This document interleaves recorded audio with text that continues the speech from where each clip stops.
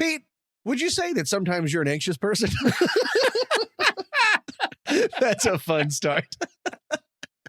Let me change the question. That's not going to work. Are you feeling a bit anxious or stressed right now? Yes. Or have you this week or even earlier today? God, yeah, I already had, you had me at right now. All of those things. Right? Okay. Yeah. And when you're feeling anxious and stressed, do you sometimes like try to distract yourself or cope by avoiding the thing or things that are making you stressed and worried? Yes, and I call Daddy's little helper. Those are Tic Tacs. I asked those questions because I would like to ask you a bunch more questions. Oh, outstanding. So if you don't mind, stay in your slightly or whatever level of anxiety or stress that you're in, or if you need to dip back into when you were a little bit more stressed, and try to just sort of live there for a second if you don't mind. Sure. While I ask the following questions, and you can answer each one. Let's answer each one on a scale of 1 to 5. Okay. 1 meaning definitely not true. Mhm. I do not agree with this at all. Mhm. 3 being like, I don't know. I can't decide. I'm not sure. 5 being that's definitely true. So there's probably going to be a 5 lot is of 2s and 4s. 1 is not. Is my guess. 5 is true, 1 is not. Got it. Okay, so you're a little stressed, you're a little anxious. I would like to read you some questions, please. And I have to bring them up on my phone, and I desperately need my reading glasses. Secret organizations communicate with extraterrestrials, but keep this fact from the public. Did they just 1 to listen? 5. Did they just listen to the show last week? It's not all going to be about Okay. aliens, I promise. Do you want me to read it again? 4. That gives me anxiety. I don't like that. Secrets are bad. So but you're not rating it on an anxiety level. You're rating on whether you believe it's true or not, right? Oh, yeah. No, so it's definitely okay. Yeah, I'm sorry. not true to definitely true. Yeah. Oh, okay. 3. I'll give you a 3 on that one. Okay. The government permits or perpetuates acts of terrorism on its own soil, disguising its involvement. God, I hate God. Do you not want it? 3, probably, and a half.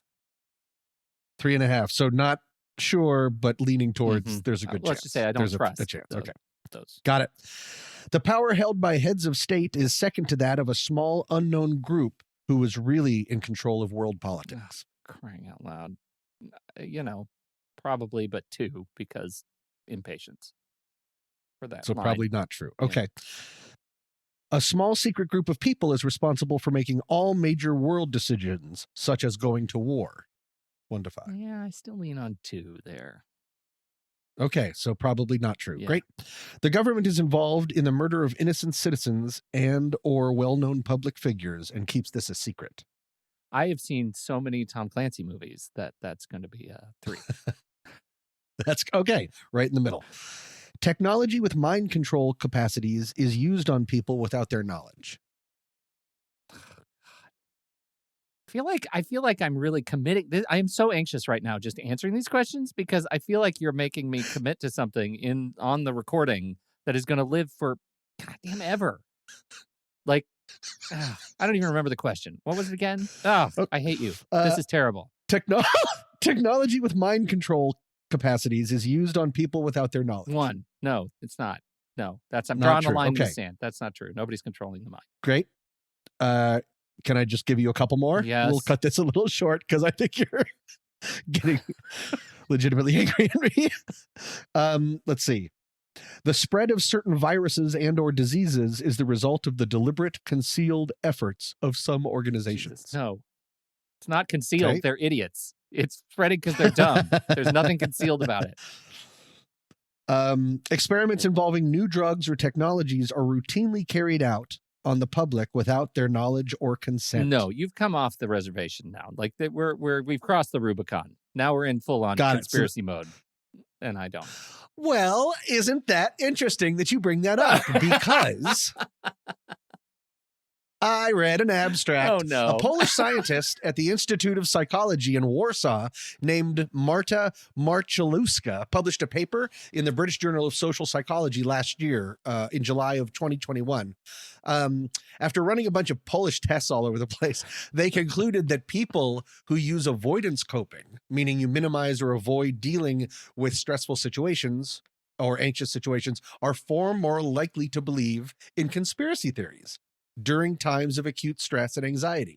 That if you're stressed or really anxious, for some reason, your belief in conspiracy theories can go through the roof. And I read the abstract, and it doesn't seem like they know why this happens. Wow. Other than maybe it's just another way of distracting yourself. And if you're stressed, we know we've talked a little bit about conspiracy theories before. And one of the things is it's a way of coping with personal everyday life frustrations. Yeah.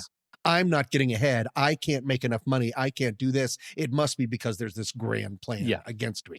Now that you've told me all that, all I can tell you is Yeah. everything I answered 2 or 3 on, I now answer 1 because, of course, that's all bunk. I don't Really? One? Yeah, I just don't. Like, I problem is I want to believe that there are aliens out there. And if somebody's keeping a secret from me, that's fine. I just want to believe that there are aliens out there because I dig aliens. I'm not going to go stand on a rooftop with a big painted sign that says "Take me next."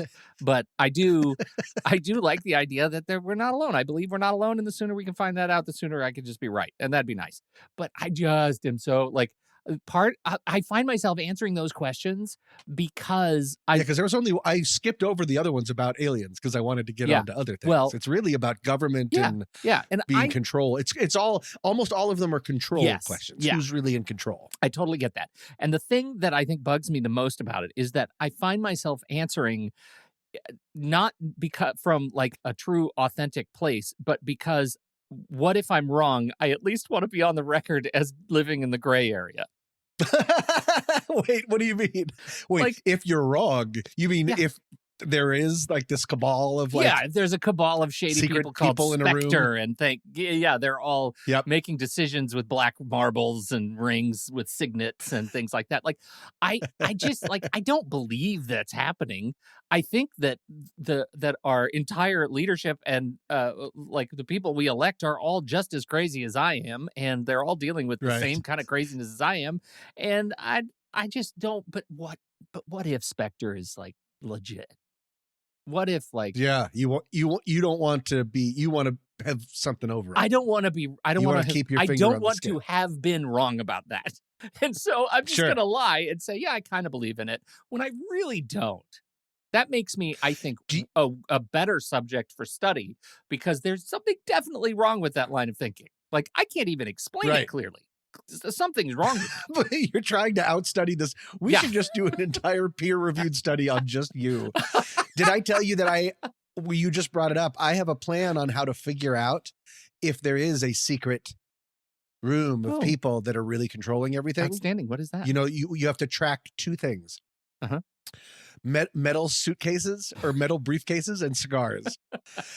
Every evil room filled with jerks that are controlling things are smoking cigars, and they all have metal briefcases because nothing good comes in a metal briefcase. Let me just tell you this. Yeah. Go to a pet store. You know what you're not going to see? What? A Persian cat. Because they're already all taken. Persian cats. Yeah. Oh my God. They're inside every metal briefcase. Smoking a cigar. Smoking a cigar. That's what's in the metal briefcases. Oh, they got to cut some air holes in that. Jeez Louise. Well, this went not the direction I intended. Get on the plane.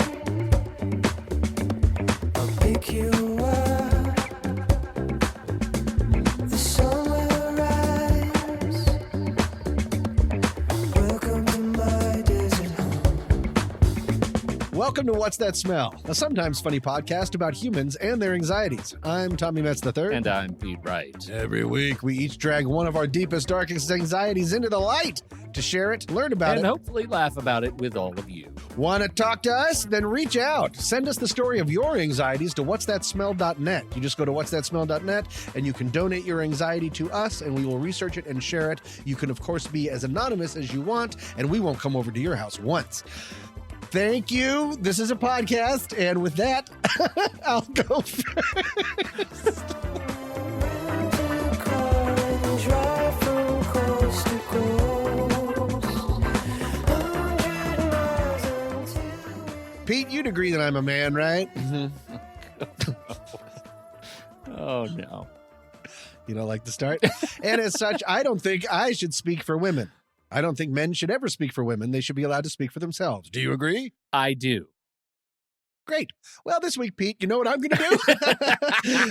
That's right. I'm going to speak for women. And I truly hope this doesn't get grim. Okay. I'm not really speaking for women. I'm kind of speaking on their behalf. Maybe let me just go through it. All right. This is an anxiety I've had for much of my life, but it's what is known in the brain biz as a secondhand anxiety. We've talked about these before. It's anxiety over something that I personally never go through, but I feel anxious and uneasiness for other people going through it. And in this case, it's mostly women.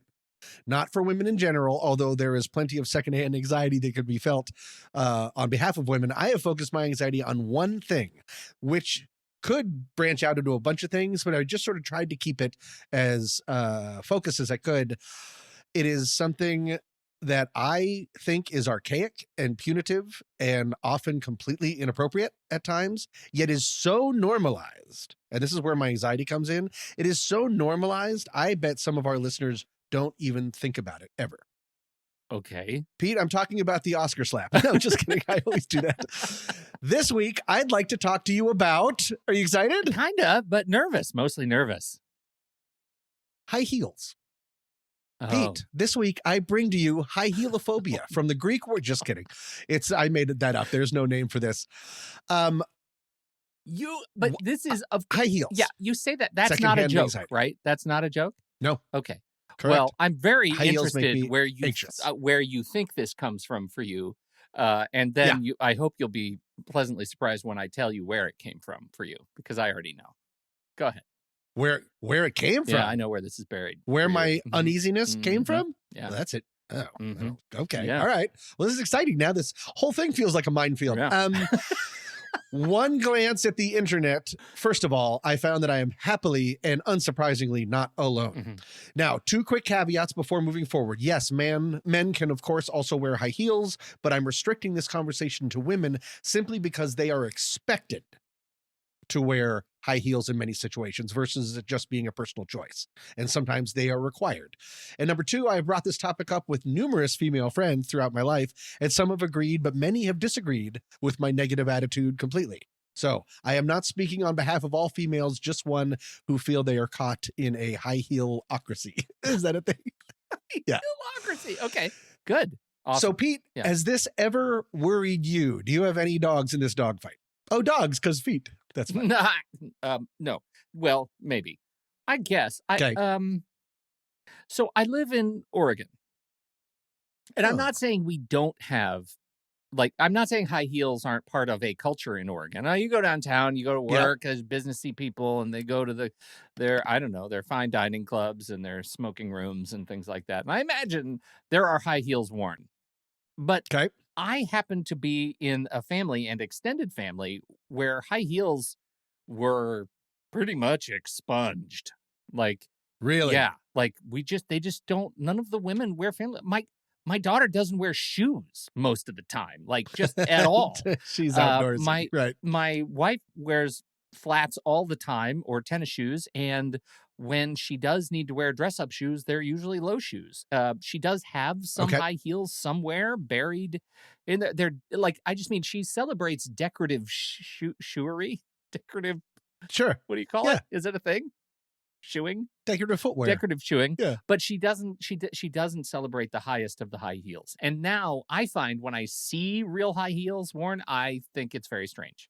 Okay. So, well, see, that all sounds healthy and people being in control of their own choices. Well, I think so, but That's that's great. why I bring the whole thing up, and why I led with the Oregon bit is because I wonder if you are still in a bit of fancy town, Los Angeles, which is yeah. in quotes. Pete, It's a I'm in nickname. Tinseltown. You're in Tinseltown. Everybody has to wear We high all call it heels. Tinseltown. Yeah. Correct. And I've been to a bunch of award ceremonies recently, Yeah. and I've been to film festivals. There is an enormous amount of actresses wearing, sort of trying not to fall over going down cheap theater stairs. Yeah.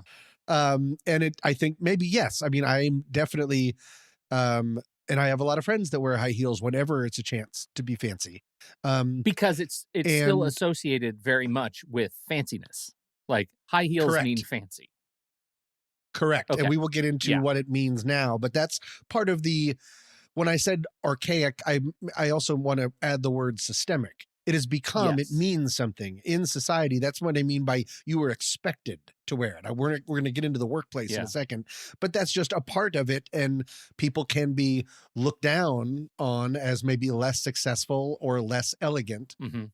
if they're not doing this crazy balancing act. There is physical problems with it. I found on a number of different doctor websites, they are obviously, they can be painful and unsteady, and they commonly lead to, you ready? Sprained ankles, strained and shortened calf muscles, plantar fasciitis, and back and knee pain. It can cause foot deformities such as bunions and hammer toes. I don't even know what those are, Ugh. as well as skin changes like blisters and calluses may also occur. And let's get into it. Although it's being slowly relaxed in some places, many workplaces still demand that women wear them. So the choice is being Wow. taken out, that they are not allowed to wear flat shoes. Some women are fighting back. And this story, once you hear about this story, it is everywhere. There is one person in the UK that is like the flag bearer for this whole don't make us wear high heel movement. I think they probably have a much better term, but her name is Nicola Thorpe, and she arrived at the accounting firm PwC to work as a temporary receptionist in 2017, but was told she had to replace her flats with high heels. When she refused, she was sent home without pay. Not to let What? things go, months later, Thorpe started a British petition trying to outlaw demanding heels at work, garnered hundreds of thousands of signatures, and started a nationwide movement that led to 2 committees of parliament to look into the matter. The company ended up completely reversing its policy. Also, even more recently in 2019, have you heard of the Kutu movement? I had not. No. That was a question. No, I Okay. haven't at all. In 2019, a petition against mandatory high heels started in Japan with the hashtag Kutoo, Kutoo, blending the Me Too movement with the Japanese words for shoes, kutsu, and pain, kutsu. Kutsu. So anyways, there's a lot of places. And if you go to like a Wikipedia about this, there's places all over the world. There are women joining together to try to fight this. So with that in mind, does that help make you a little more uncomfortable with Yeah, the high heel for phenomenon? sure. And Okay. and you bringing up, like, tying in the sort of Asia too is helpful, because when I was living over there, granted this was some years ago, but when I was living over there, high heels were very, very much a part of, like, you walk into any business and there better be Mhm. high heels of some, like, Got it. measured in some inches or more, right? Right. And I think that's really interesting. And I, the first company I worked for when I got back to the States after that was a company that had, now that I think about it, a dress code policy for women that required high heels and uh, uh, skirt suits for women. They had to wear skirts Right. and skirts and heels. So they're like, who came up with that? Male president of the company. And Yeah. but what's interesting is who was enforcing it?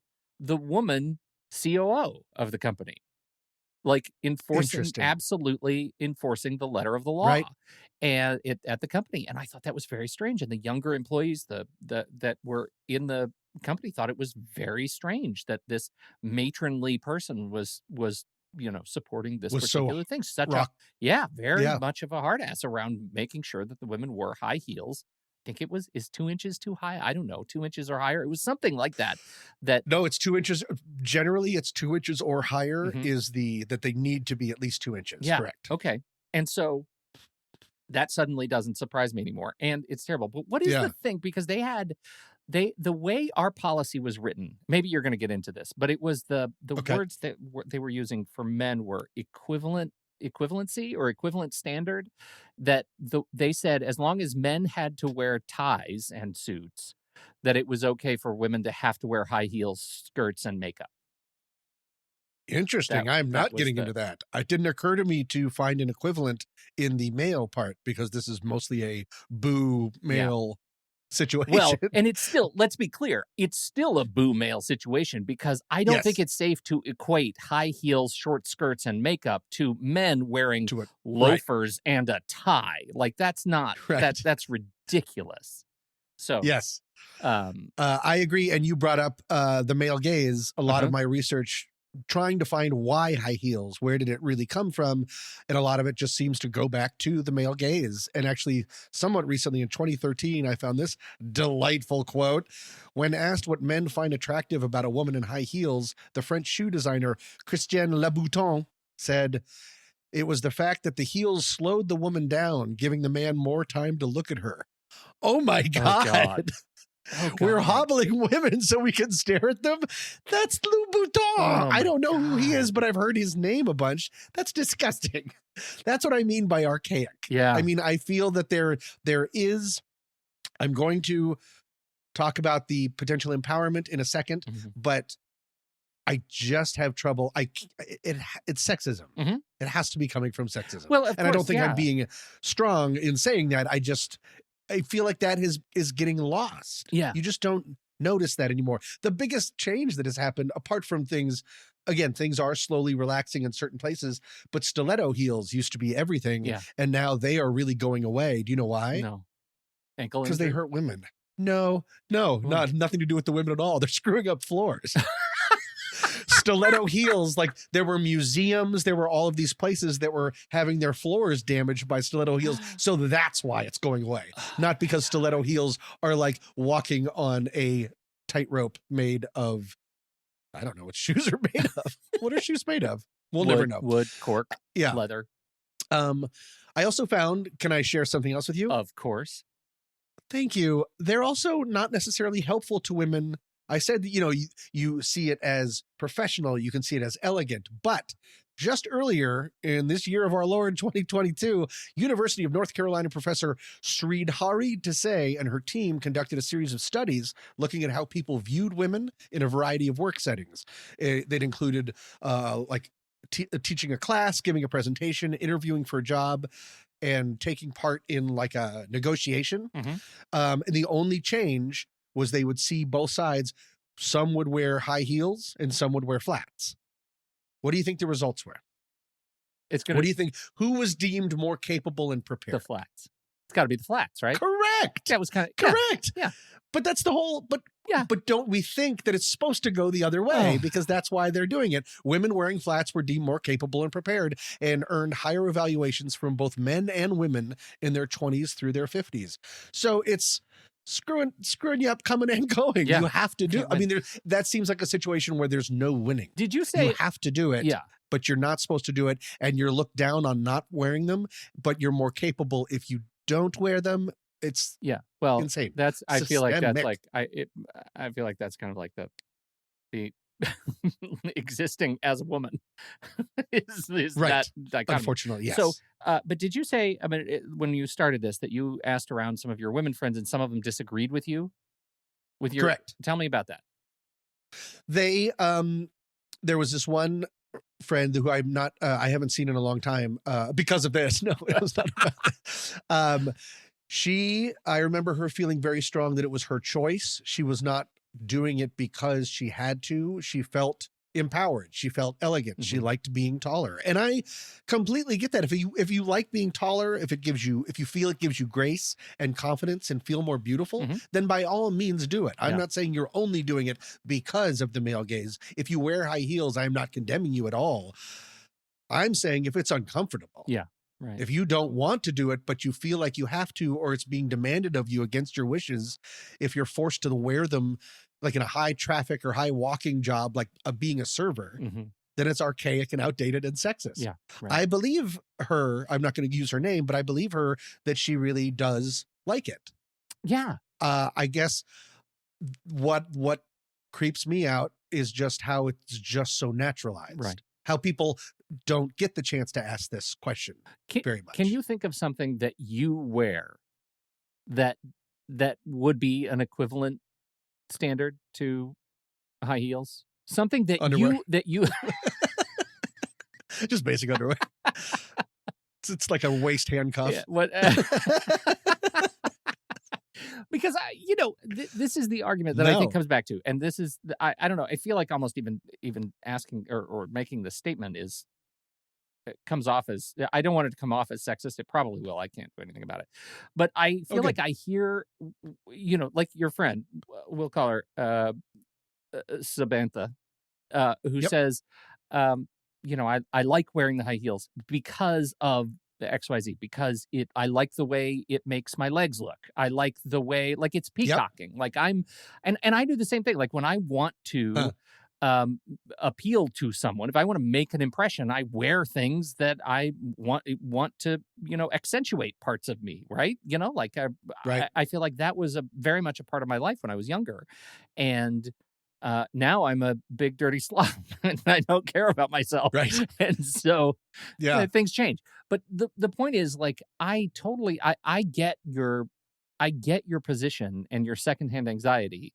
And you know what it is? Is it the same kind of double standard as, like, sex work?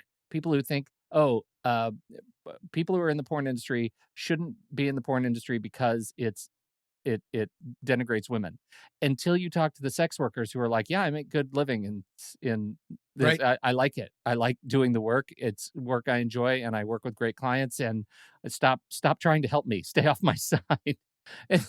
Right? Like, do you know what I'm saying? Like, that's Like getting a lap dance, but you just look in their eyes the whole time because you respect them so much. no, getting a lap dance and reading their dissertation. Better. That's better. Do you know what I'm saying? Like, that's the conundrum I feel like we're constantly in on some of these Right. things, because culture is changing, expectations Yep. are changing, and yet even people who would have been under the old cultural regime subject to these Yep. expectations don't want to change because of some reason. And what kind of allowance do we have for the fluidity of that sort of cultural change without everyone looking at somebody in high heels and saying, oh, I'm so sad for you because you're wearing high heels.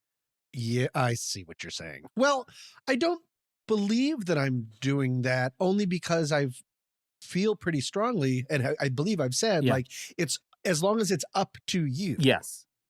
Yeah. I don't feel like, again, very strong for me to say that if I see someone wearing high heels, I'm not saying, oh, poor you. You have to do this because of society. Yeah. I'm saying that if someone comes up to me and goes, I hate these heels, Yes. when they're Yeah. when they get to, like, the second half of a party and they're like, my feet are killing me, I just need to switch my shoes. That's like the saddest thing, when you see Right. somebody walking around with their barefoot carrying their shoes. Generally, Yeah, that's a it just sign feels that like- the shoes didn't do the job they were asked to do. Exactly. Yeah. So I think I think it can be extremely fluid. Again, I'm not making up any mind before the situation. I've just been around so many people, and there's so many websites and Yeah. articles written about this. Yeah. And so many women in op-ed pieces saying, this is archaic. Yeah. This is systemic. This is sexist. I think that's where I got those words from. And I just, once again, I took them from a woman and gave them to me. I am the high heel of a person.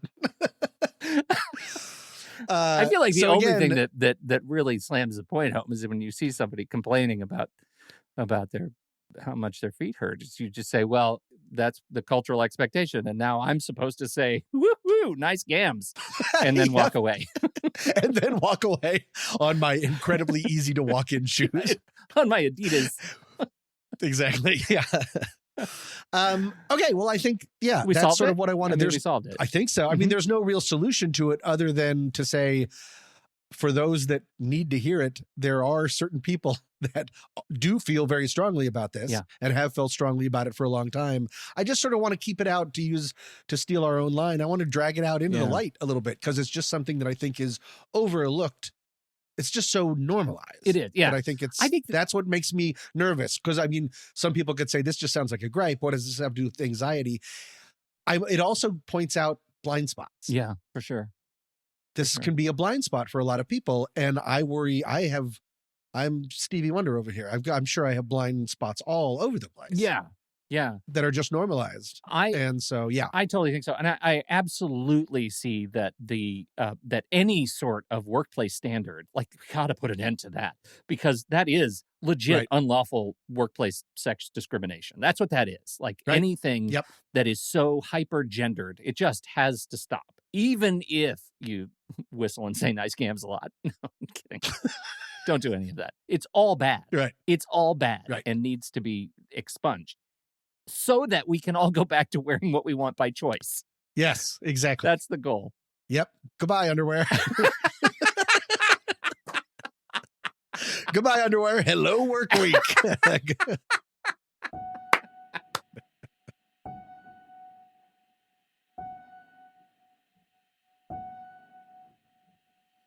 Happy Thanksgiving, Panic Pals. You're not doing your part. See, the American wild turkey has made a comeback. In the early 1900s, there were only 200,000 specimens of the bird. Today, there are over 7 million. And while that might sound incredible for your Turkey Day feast, there is a dark downside, and it lives on the Anacostia Riverwalk Trail in our fair capital city, Washington, D.C. It is here the birds have made their stand. At least one of them has. Bikers, runners, and walkers along the scenic byway have been attacked for months and months by a rogue wild turkey. They've been knocked off their bikes, they've been chased through the brush, they have been pecked aggressively. But it's a turkey, you say. I eat turkey for breakfast, you say. This is a 3.5-foot tall fowl, and it's putting every bit of its 30 pounds plus toward taking you down. Musician Didi Falarin says this big, gigantic wild turkey jumps up out of the brush and almost claws me in the face, knocking me off my bike, he recalls. It literally chased me around for like 5 minutes, he says. I was running around trying to get away from it and get back to my bike. It was crazy. Florian then took out his phone and started recording when another biker was knocked off her bike and chased around in the exact same way until she started screaming, "Can you help me? Can you please help me?" If you're a Panic Pal listening to this on Thanksgiving Day here in the U.S., it's your patriotic duty to put turkeys back in their place. That means you each have to eat 6,800,000 turkeys.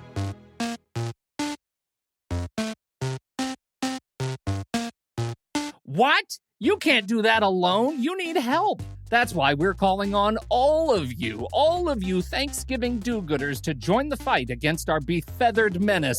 For just $35, you're supporting this season, plus you're getting access to your very own members-only podcast feed, chock full of member-only extended editions of our episodes, member-only episodes, trailer archive, and so much stuff. Plus, we're preparing our sticker mailing now, so get on that list. Visit whatsthatsmell.net to learn more, and thank you for your support.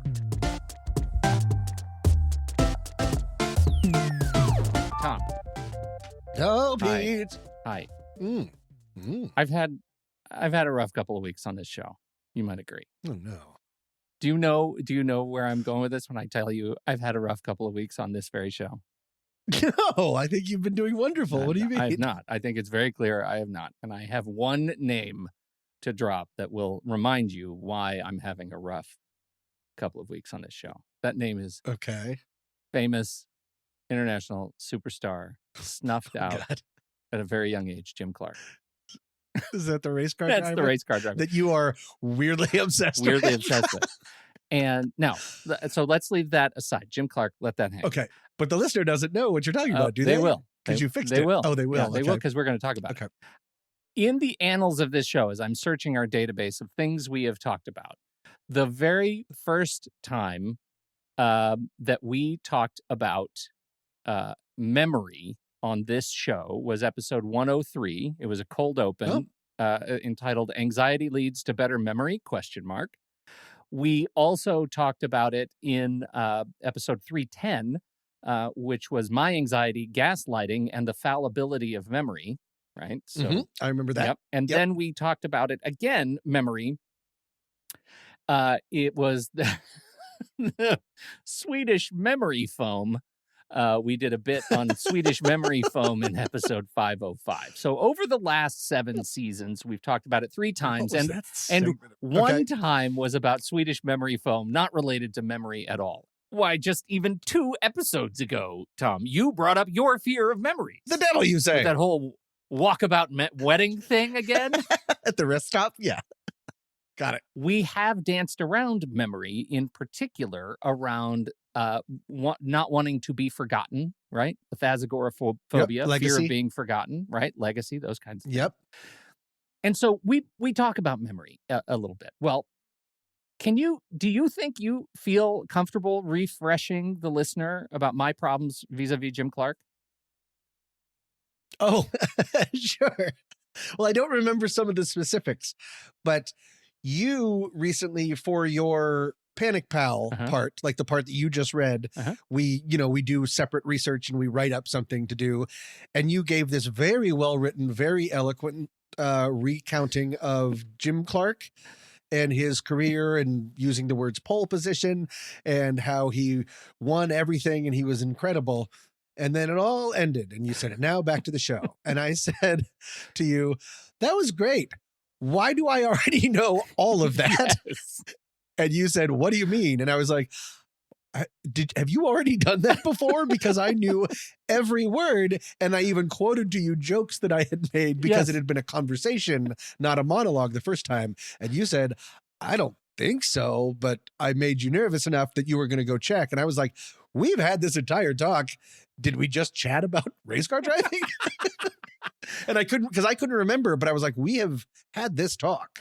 And so I said, just keep your ears open for it, because I'm pretty sure it's going to show up either on on our film podcast somewhere. Yeah. I knew all that stuff. Well, as it turns out, I went back and I was editing. I had gotten a little bit behind on editing our show. And so I edited a bunch of our shows right in a row. And it turns out not 2 weeks prior to that aforementioned Jim Clark conversation, I had done an extended bit on Jim Clark as a part of my purpose anxiety. Like, it was a listener submission. That's what it was. And it was finding your purpose. Yeah. That's right. And it was just 2 episodes prior to that recording, and I couldn't remember that it happened.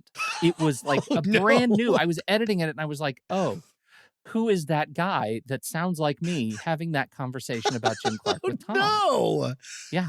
I was worried about that. Now, it came back to me, and I have to give myself a little bit of a break, because I record a lot of podcasts, and I didn't do a very good job in that case of documenting my notes. And so I have to give myself a little bit of credit. I don't really feel like I'm losing my memory, but then I started. But you would know. Then I started. I wouldn't. Oh God. Then I got into researching, because I realized that I'm not letting this go. Like, my brain just wants to sink its teeth into this thing about, like, do I have reason to worry about losing my memory? Now, I believe we did talk about, when my dad was getting older after he'd had his heart surgery, he had some real trouble recuperating from his heart surgery some years ago, and there was a full year where his memory was in significant doubt. That he might have had a stroke or a bleed of some sort that damaged his brain. And eventually it got better. After a year, he got back to normal. Everything was fine. But I started thinking, like, is this a thing I should be worried about? I started really thinking over and over and over again. Should I be worried about my memory? Do I remember stuff that people aren't doing, or am I, like, not remembering stuff I should? Do I always know where my keys and my wallet are? I sometimes get distracted. I have a pretty rigorous system about that. And so I started worrying about it. And then I read this study when I started researching, and now I can't let go of it at all. Studies. So, Tom, before I get into the study itself and tell you a few things about memory, can you tell me your relationship with memory?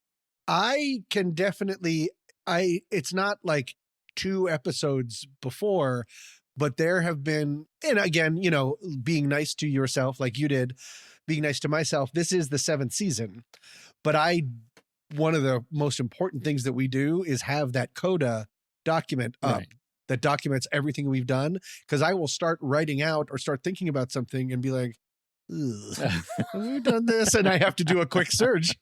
I do it almost every week. I didn't do it this week because high heels. What am I talking about? No one is talking about high heels. Why? But I did, and that's the reason we have a podcast. Yeah. So no, I mean, I definitely worry about that stuff. Do you find that you think about the long arc of physiological decline? Like, do you anticipate getting older and losing your memory? Yes. I haven't personally seen it, but I've been hearing a lot of stories about it. A friend of the show, her mother is going through it. She's losing her short-term memory. And so she is still very active and doing stuff, but she will tell the same story 3 to 5 times in one setting. She'll just keep wrapping around to it. Right. And that is very scary. Yeah, it is for very me, scary. That idea. Yeah. She'd be great on this podcast.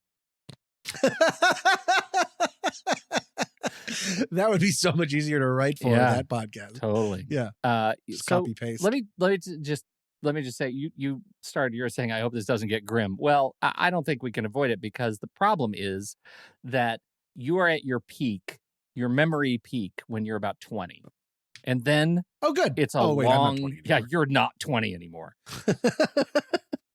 At heart. From there on out, it's a long decline. Luckily, Okay. it's a very long and for many people shallow decline. Like it gets a little bit worse. You notice it gets a little bit worse, but it doesn't. Yeah.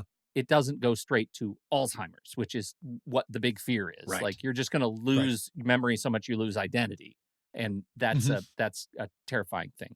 But the study that I read indicates that it is possible you are doing yourself a disservice to the function of your long-term memory just by thinking about how worried you are about losing your long-term memory. Oh, no. Doing this What? show is damaging your memory. I'm sorry, listener. It's what we're doing right now. We're just talking about it. You're We're thinking eating, about it. We're eating your memories. Yeah. That's what's happening right Why? now. I don't know. I don't know. And you know what else? The study doesn't know. They don't know, but they're saying that the tests that they're running indicate that the people who are struggling with their own memory, they think about losing their memory, and that is actually damaging their memory. That one of the worst things you can do for your memory, ironically, is to worry about your memory. Researchers have long known that it's harder to think and remember things under pressure. The amount of information you can keep in mind at any given moment shrinks when you are stressed, making it harder to think flexibly.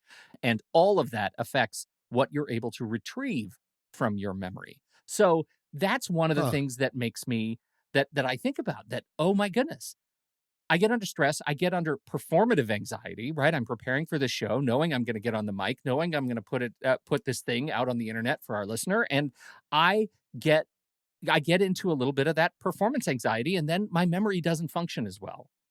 And so I'm no longer doing it. That is terrifying. For me personally, because I do this every day, all day long, for clients and personal joy and all of these things. And now I'm worried about worrying about losing my memory, and that's not a meta structure that is sustainable. No, we're eating ourselves alive. Now that you're bringing this up, I am now extremely aware of the amount of times every day that I say, "Stop me if I've told you this before." I can't remember who I've told this before. Right. Because I'm a storyteller, so I tell stories and share things kind of like a shotgun approach. And so I can never remember. And I'm worried about that. I don't want people to think that I'm going crazy. Yeah. So I always put a caveat of, stop me if I've heard this, but just in case, I'll make this real quick. Yeah. No, absolutely. And that's memory. That is absolutely memory. And so Anaya Thomas and Stacy Dubois did this research, and they said their study, just let me read a bit of it. Even brief encounters with positive and negative information about memory and aging can affect adults' ability to remember. In the study, older adults read either a brief article claiming that memory gets worse with age, or one arguing the reverse, that it doesn't change much over time. Then respondents took a memory test. The group that read the more positive article didn't do that much worse than a control group of college students who were still in the prime of their cognitive lives, right? So the people who read the thing that says your memory is going to be great when you get old, they're doing fine. They're on par with the 20-something college students. The group that read the negative article suggesting that memory really does worsen performed horribly on the memory test. Wow. Do you think it's because they were already, to use our favorite word, perseverating? They were thinking about my memory's in trouble, and so it became a self-fulfilling prophecy? Yeah, that's kind of what they're saying, is that you put yourself in a space of anxiety. Now, what it is also saying is that it's highly state dependent. That it's not like sitting here, like the way I led into this was that, oh my gosh, thinking about memory is going to permanently damage my memory. That's not entirely true. What it's really saying is perseverating on my memory will inform my negative ability to recall things while I'm Right. in that state. Right. But if I can relax, if I can practice, the things that I know about mindfulness and wellness and all that stuff, then I could, I could turn it around, maybe not like a college kid anymore, but who is?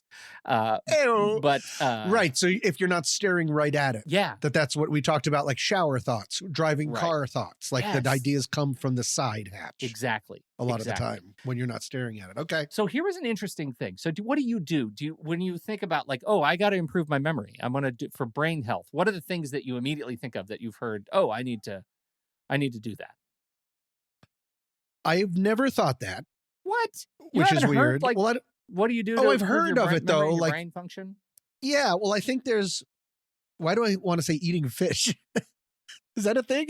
Absolutely. It is. Yeah. Okay. So eating fish oils, and then there seem to be a lot of apps and things that I see, like little brain quizzes and do this and keep your brain active, and this will keep you young. What do you And have stuff. any that you want? to do? I've never done one. Well, I did do one. It was like every day it would give you some sort of like little challenge, and on day 2 I couldn't do it, and I threw my phone in the river because it was kind of Sudoku related, Yeah. and I was like, nope. Well, Yeah, you just so- brought up one, Sudoku and puzzles, right? Like crossword puzzles, things like that. And so those are the normal things that people do. Make you do elasticity, do puzzles. But this is Art Markman and Bob Duke wrote a book called Brain Briefs. And it answers to the most and least pressing questions about your mind. And one of the things that they said is that you're taking it easy on yourself when you are, if you think that doing a Sudoku or a crossword puzzle is going to improve your brain's elasticity. What you Meaning it's not going to have it's not much going to of an have effect. much of an. Okay. You might get joy out of it, and dopamine push is certainly useful. And do those Yeah. things, it's fine. But really, if you really want to stretch your brain, do all the other things. Stop doing drugs, Tom. Stop doing all the drugs. Stop drinking. Stop drinking. Well, we'll see about that. Uh-huh. Yeah. Stop sustaining sharp blows to your head. That is literally Done. off to a great Actually, wait. start. Yeah, no, I fall over all the time. I shouldn't have. I was so confident.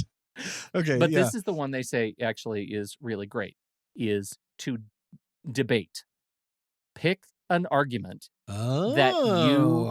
that you have a strong opinion on and write or argue it with someone else taking the opposite side. I don't do that very much because I enjoy being liked. And I wrongly think sometimes, I wrongly attribute debating someone Yeah. or having a real strong stance and wanting to argue my thing. Uh-huh. I'm more easygoing in general. That's actually a potential upcoming segment I wanted to talk about, which is kind of funny. But yeah, so I won't Yeah. go into it too much. But that's interesting. Isn't That that makes a interesting? ton of sense. Yes. Well, and that's really what they're getting is oppositional thinking, right? Not for Right. like going out and making headlines, but that kind of thinking makes your brain work in a way that it's unaccustomed to. And that's good Right. because your brain, you exercise your brain like you exercise any other muscle, and you really pushing it to think about things Wow. in a different way, not just learning something new, forming new neuronal pathways. That's all great too. But taking something that's already wired and forcing yourself to wire it a different way, that's the equivalent of flexing Yeah. it. That's flexing. Do you think it would be even more flexy if you took a position that was opposite of what you really believed? That's what I'm saying. If you had to force, yeah, oh, that's exactly wait, you're it. saying, oh, it's not just taking a point and arguing. You're saying take an oppositional Take point a point of your own you true feel belief. strongly about and argue the opposite side. Oh, I'm so sorry I missed that detail. That's an important- Okay, it's an sorry, important one. my bad. It's a Yeah, you'd I say, thought it was you just might the say it's idea the key of detail. debate. Yeah, Right. right. I didn't remember that you said that. Is it weird that Sudoku makes me feel so angry that I feel it's a debate? Like I will talk to the Sudoku and be like, "Look at your dumb little boxes. You think you're so much smarter than me." Is that a debate? That is amazing. You helped me because we've talked a lot about AI on the show this year, and Yep. And you just dropped Robot apps, dogs. and I just realized that is a real hole in the What's That Smell product strategies. We don't have an app. Oh, we don't. No. What have I been Minesweeper using? isn't us. I thought Minesweeper was all us. Oh God, I've spent so much money Well, already. now I feel like we now have an app to develop, and the app includes Angry Sudoku that debates you back and yells Yep. at you when you're wrong. Yep. Maybe some sort of crossword with only devastatingly horrible headlines that you're filling in Right. about like tsunamis and stuff. Angry Turkey. Angry instead Turkey, of Angry it's a Birds game. It's to Angry go with Turkey. your Yeah, Panic Pal. absolutely. Yep. You're just trying to. The game is you have to successfully film a woman being attacked by a turkey and keep her in the frame the entire time while she is screaming. Right. Help me. Your job is you not have to do to it help her because of the Instagram. Your job is to let your empathy meter drop down to 0 and then you win. Then the last level is just you're wearing 6-inch stilettos and all you have in front of you is a New York City sidewalk grate and you have to get to the other side. Oh my God. Oh, are we there? This is all just blue sky ideation. But what's that smell? Yeah. The app, I think, really has legs. I think that's great. What were we talking about? Again? Now that makes me want to. I don't even remember what we're talking about. About memory. Perfect. Hide from the blue. Thank you all so much for joining us for this episode. This week's tune is Come Around by Kids Fly. Coming up next week. So, we're making some cut. Mass layoffs. We're starting with you, right? Number one. Yeah. The rest, We got to overtime. tighten the belt by 1 notch. 1 notch. That's like having a secret family. Like what you get off work and then you put on a mustache and go to a different job. That sucks. Yeah. I think my job search strategy would be number 1, get a job. And that's it. That's the entire strategy. I was waiting for the rest of the bit, but no, that was it. that's it. That was the whole thing. What if I just stood up right now and backed up and just tightened my belt 1 notch? What if I just did that and then hung up the phone? And then you just pieced out, and all of a sudden, Yeah. I'm looking at my dog like he's a juicy ham, Yeah. like a person starving on an island. Until then, I'm Pete Wright. And I'm Tommy Metz III. Thank you so much for downloading. We'll be back next week on What's That Smell?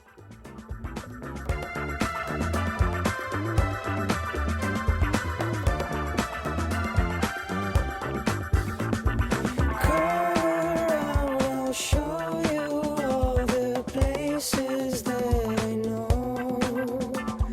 Meet my friends, I'll take you where the sunlight meets the shore.